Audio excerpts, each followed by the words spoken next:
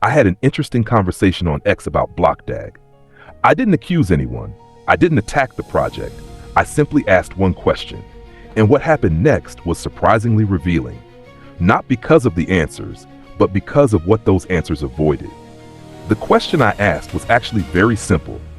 BlockDAG often says that their strategy is focused on price stability and preventing dumping. So naturally, I asked something basic.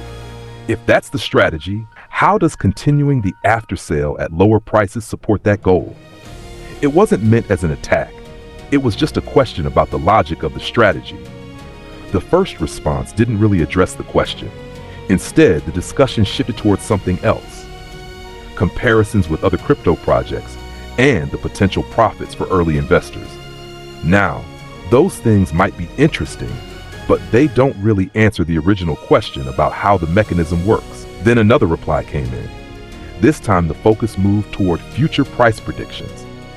The comment suggested that once the after-sale ends, demand could increase dramatically and the price might rise from around $1 to somewhere between 0.5 and 0.2. Again, that's a prediction.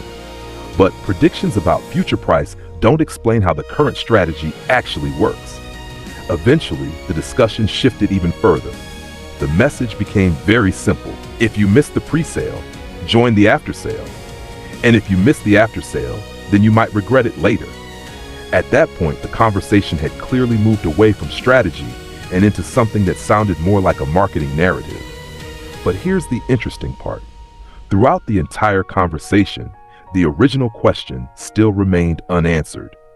Not once did anyone explain the actual mechanism behind the strategy. How exactly does continuing the after-sale at lower prices help maintain price stability?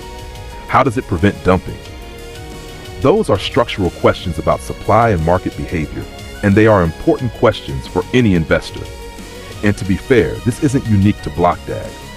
In crypto markets, discussions about project structure often shift very quickly into something else. Price predictions, future potential, or stories about what the project might become someday. But those narratives don't always explain the mechanics of how things actually work today. For investors, understanding that difference is critical. Narratives can be powerful, but market structure, token supply, and liquidity mechanics often matter even more. Those details can reveal risks or opportunities that marketing narratives don't always show. So the real question here isn't whether BlockDAG will succeed or fail. No one can predict the future with certainty. The real question is much simpler. Does the current structure actually support the goals the project claims to have? Because in the long run, structure and incentives usually matter more than promises. And that's why sometimes the most powerful thing you can do in crypto is simply ask a question.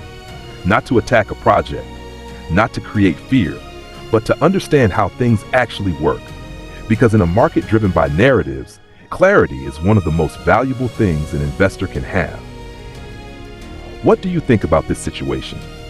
Do you believe the ongoing after-sale supports price stability? Or do you think investors should ask more questions about the structure? Let me know your thoughts in the comments. And if you enjoy rational crypto analysis like this, please like this video and subscribe to the YouTube channel Bias Positive Digital Rise for more clear, logical discussions about crypto markets and investor awareness.